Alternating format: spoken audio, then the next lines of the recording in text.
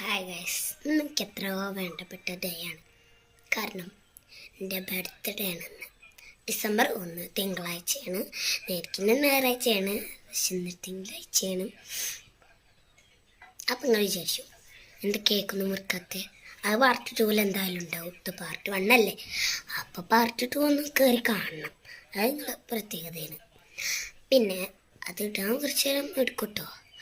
പിന്നെ എന്താ ഇത് എൻ്റെ ബർത്ത്ഡേ മാത്രമല്ല, എനിക്ക് കുറച്ച് ഗിഫ്റ്റ് കിട്ടി.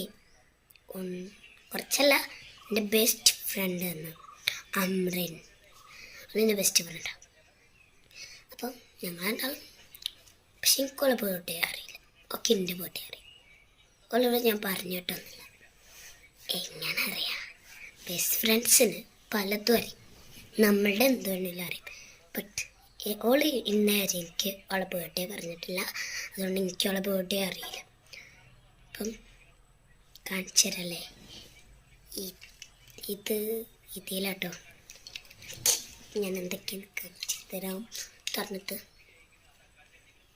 ഇതിങ്ങനെ ഒരു ചെറിയ ഇതാട്ടോ, എനിക്ക് ഭയങ്കര ഇഷ്ടപ്പെട്ടു.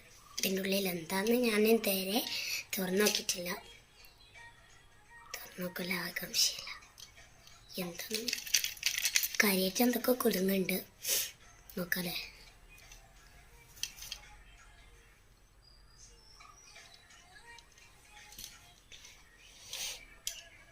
ഞാൻ വാങ്ങാൻ വിചാരിച്ച സാധനം, അത് വാങ്ങണം വിചാരിച്ചതാണ്.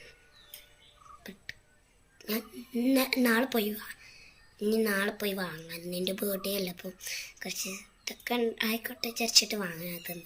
നാളെ പോയി വാങ്ങാൻ വിചാരിച്ച എൻ്റെ ബർത്ത്ഡേ ഒക്കെ കിട്ടി ആ സാധനം. കാണിച്ചേ, ഇതെന്താന്ന് വെച്ചാൽ ഇങ്ങനെയൊക്കെ അല്ലേ, ഇതാണ് ഗൈസ്. ഇത് അല്ലാതെ മുടി വരുന്ന ചേർപ്പല്ല. നിങ്ങളാരും വിചാരിച്ചു ഇതിങ്ങനെ കുത്തിയേക്കുന്ന സാധനം. ഞാനത് വാങ്ങണേ വിചാരിച്ചതിന് ഇതിൽ കിട്ടിയപ്പോൾ സന്തോഷം. നെക്സ്റ്റ്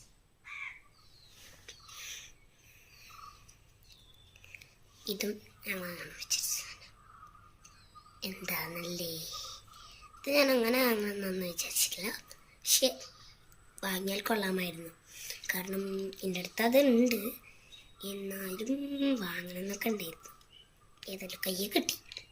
അപ്പം നിങ്ങൾ വിചാരിച്ചു ഞാൻ ഈ പറയുന്നതൊക്കെ വെറുതെ തള്ളിടാണ്. അല്ല ഗൈസ്, ഞാൻ ഈ പറയുന്ന സാധനം ഇതുവരെ ഞാൻ നാളെ പോയി വാങ്ങാൻ വിചാരിച്ചിരുന്നു.